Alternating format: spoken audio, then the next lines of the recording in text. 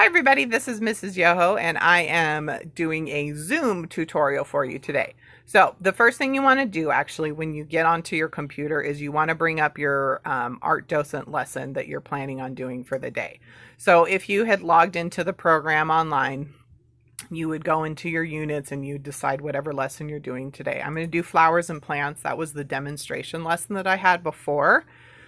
So this is a good way to do it. And then you go to images and then it'll bring up the pictures and then you can just leave it there. Then you go into Zoom. So I'm going to go into my account and this is my account. I have basic meeting information. I'm going to go to my meetings, and if you have anything scheduled, you'll see it right here. Otherwise, you go over here and you schedule your meeting. So I would go through and I usually put the title. So whoever's art docent it is, in the description, I put supplies, but the description doesn't actually show up in the invitation. When the date is, what the time is, make sure you check AM or PM because sometimes it fills this in automatically depending on when you're scheduling. How long it's supposed to last. I just have it that the meeting ID is generated automatically. It automatically does a passcode and enables a waiting room. I always have host and participant videos on. And then these are some other options that you can use. Some people use the mute participants on entry. I don't because I like to let the kids have a chance to talk. And then automatically record meeting in the local computer. Not a good idea since you're working with kids. So this one I've already scheduled. And then what I would do with this is I would make a copy of the invitation. So I go over there, I copy it. It's copied it to the clipboard. Then I'd go up here, I'd go into my email and I'd just paste that into the body of an email. And then I'd write in the supply list for the teacher. All that information is there. The Zoom meeting link, the meeting ID.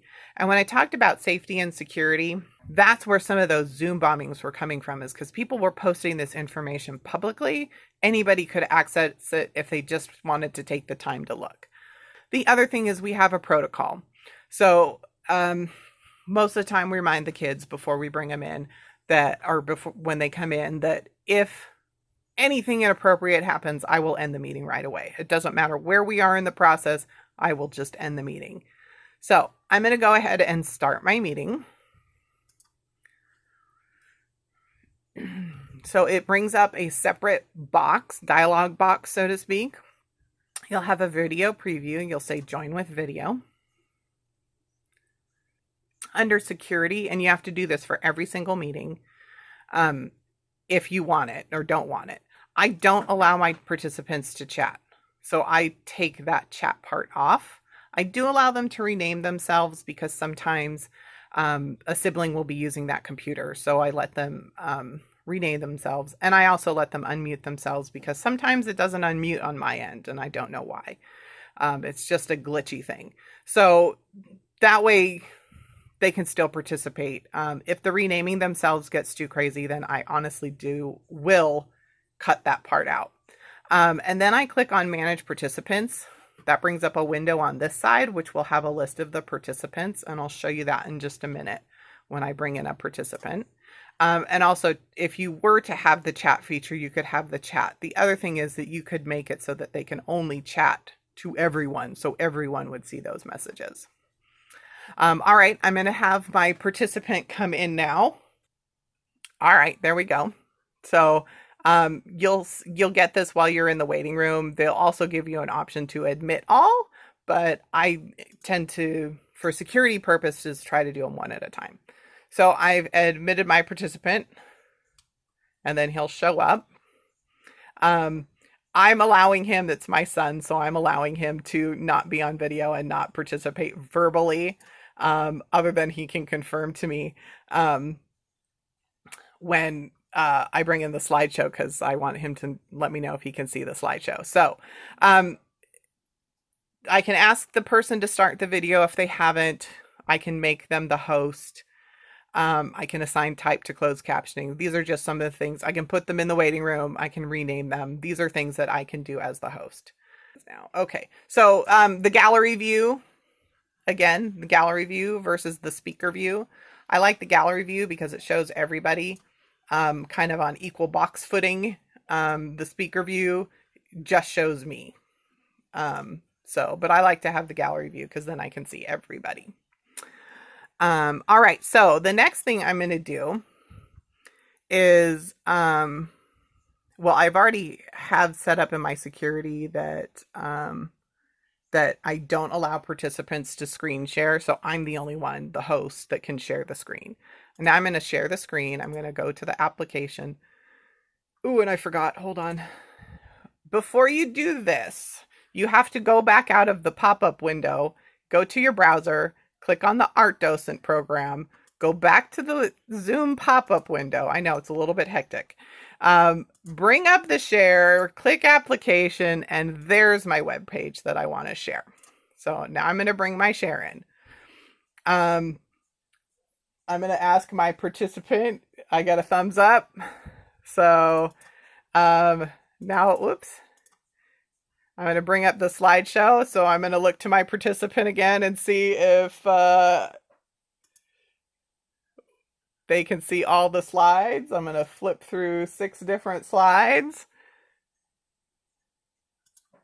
And I can kind of see his computer too. So it looks like they are changing. So he can see them. I can see them. And so we'll, you talk about your pictures, each one. And then when you're done, you'll click Stop Share. And then you can go back to your view here with your participants. And if you want, you can chat with them. You can go in to End Meeting and End Meeting for All. So I'm going to click End Meeting for All. And now I'm done with my Zoom lesson. That's another way that you can do it. One more thing I forgot to mention when we were in Zoom is that as just kind of a fun little thing that we started, we would take quote unquote class photos. So I'd get everybody in the gallery view to sit up and smile. Sometimes with their art, sometimes without. Oftentimes I do it after I did the presentation of the slides, but before I did the project. That way, if any kids had to go, they could leave and we'd have our picture. And then again, I'd encourage the families to take pictures of the final artwork and send it in. So that is a basic tutorial on Zoom. It really just requires kind of some playing around with it. So I would suggest kind of playing around with it and figuring out what works best for you. If you have any questions, syoho@prsd.us. I'm happy to help you out. I hope you enjoyed that and I hope you find it helpful. Have a nice day. Thank you.